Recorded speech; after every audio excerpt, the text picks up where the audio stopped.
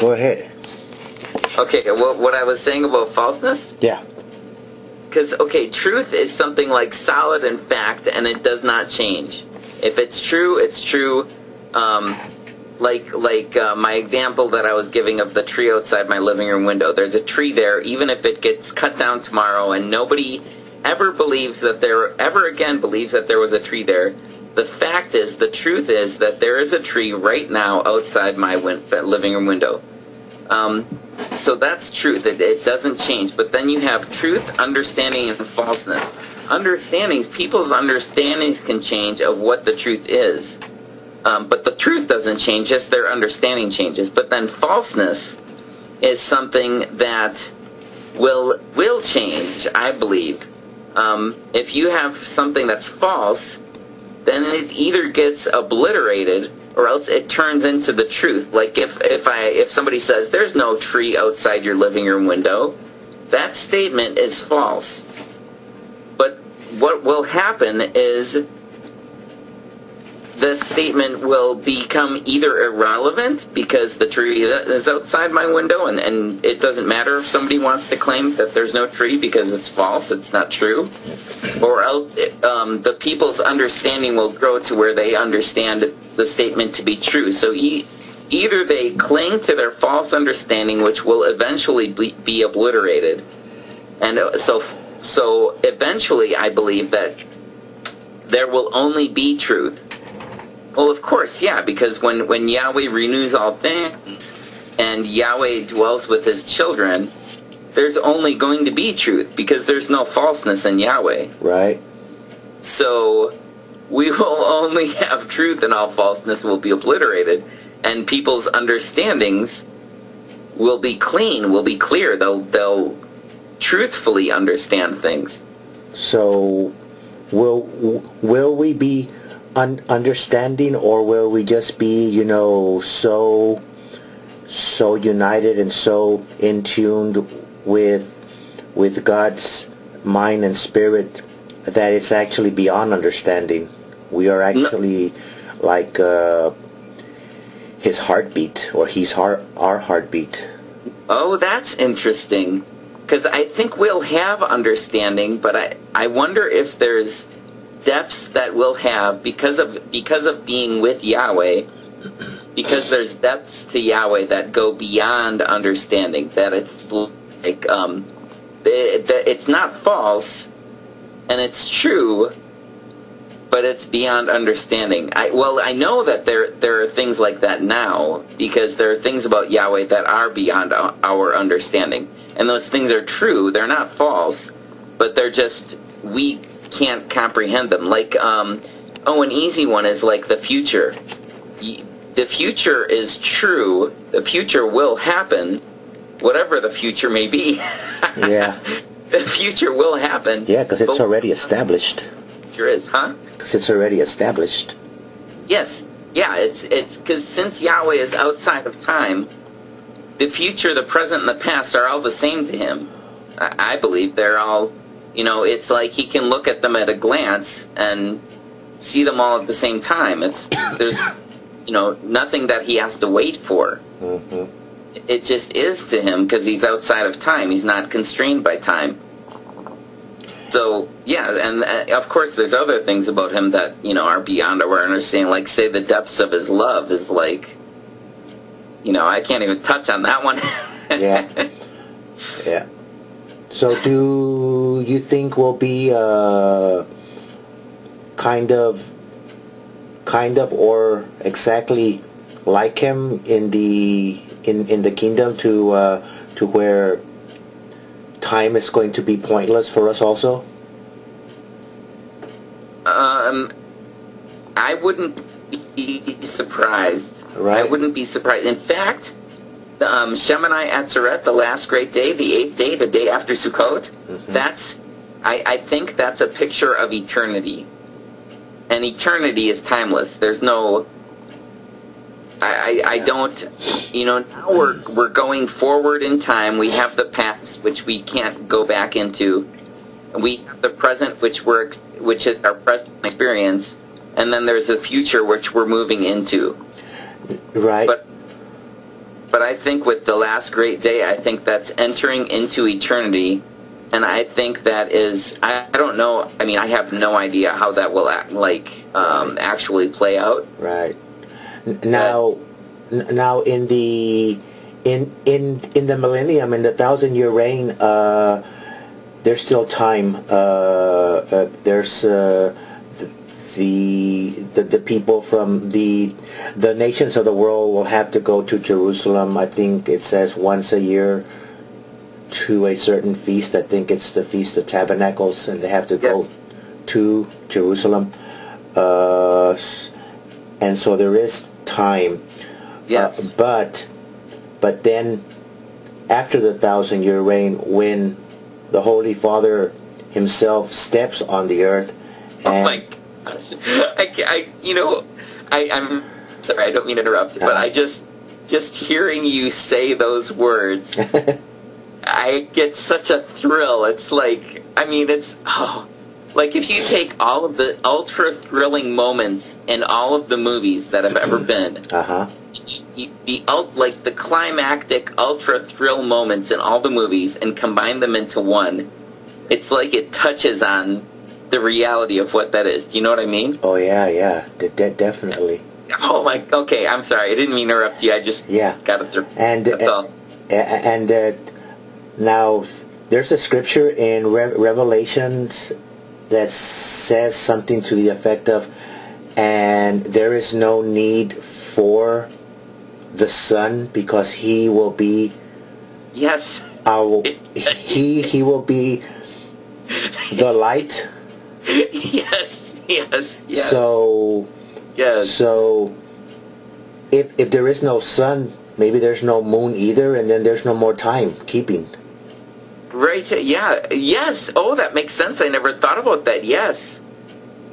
There would be no need for timekeeping because we'll be in eternity. And all the things that we have, all the things that Yahweh has set up for our existence for this life will be done. They'll be completed. It'll all be accomplished. The things that oh wow, that is so deep.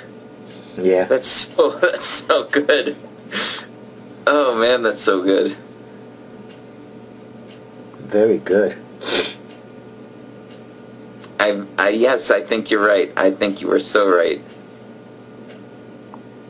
Oh my, and there's so much that's just making me think about how much there is in the feast and Yahweh's special days. Yeah, right. And there's such depths, and it plays out his entire plan for humanity. His whole plan for humanity. Mm-hmm. It's just mind-blowing. Yeah, it's beyond understanding, but so good. We don't really need to understand everything. We just need to believe and have faith. Trust. Yes, yeah, trust. Trust. And the things will, the things that he has already predestined will just fall into place. Yes, things will happen the way he set them out to happen. Isn't that hugely reassuring? Mm-hmm. I mean, and it does. To me, it seems like it all comes down to Yahweh's character and who he is. And I was just reading about, I was researching, where, like, Eliyahu, Elijah is saying, you need to decide today who you're going to serve. You either serve, most Bibles have it saying, either serve the Lord or serve Baal. Oh, yeah. In the actual Hebrew, like, if you were to translate that accurately into English, it would say, he would be saying, you either need to decide who you're going to serve Yahweh or serve the Lord. Mm-hmm. And those are the two options that people have, is either to serve Yahweh or to serve the Lord. And because it was going into, like, the name, and I already knew this, but it was talking about how, like, the name is it's more than just your name. It's like your character and your reputation, and like identifies who you are as a person, and it's you know, like your personality and character and makeup. Yep. Why was I talking about that? I was sidetracking a little bit over what we were talking about. Well, it's all important. Yeah, I wish. Oh, I can't remember. I was just talking about something. I'm still recording us. Oh, are you? Yeah. Awesome. Man, I wish I could remember. I was just talking about his name. Why was I talking about his name? I can't remember. I lost it. Oh, that stinks. Oh well. Oh well. Mm-hmm. So I'll end this particular message or this recording.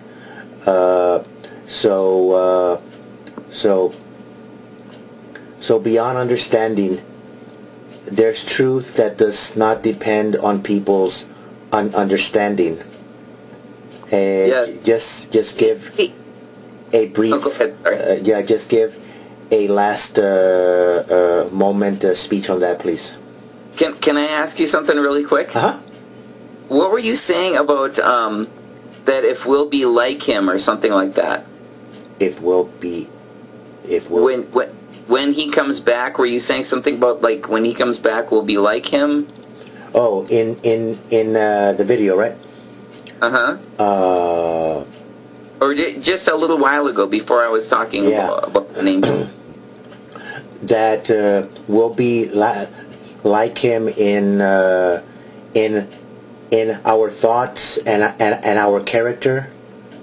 Yes, that's what I was talking about. The name, because that's what his when it talks about his name, it's talking about his character and who he is, and that's. I believe you're right. I believe that's how we'll be like him, and that's what the 10 Commandments are. They're basically like a guide to guide us into being like him, to have his character, to have his name.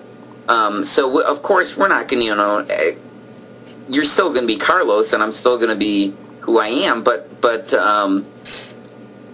so we're not going to be Yahweh, but we're going to have his character. Right. Yeah. So he'll always, I believe that he'll always be our Father. He'll always be the ultimate powerful authority. He'll always be the superior. Yeah. And we will never be as great as he is. Right. But we will be like him. And I believe that we'll be like him. Our bodies will probably be more like him, and our character and our personality and who we really are will be more like him. It will be purified so that the things about you that are false or that aren't you fully realized will be stripped away, and it'll be you, like who you really are, and all of your personality, but you'll be fully realized. There'll be nothing false about you, and all of anything that you dislike about yourself, you'll either end up seeing that it's actually good, or it'll be stripped. It'll be gotten rid of.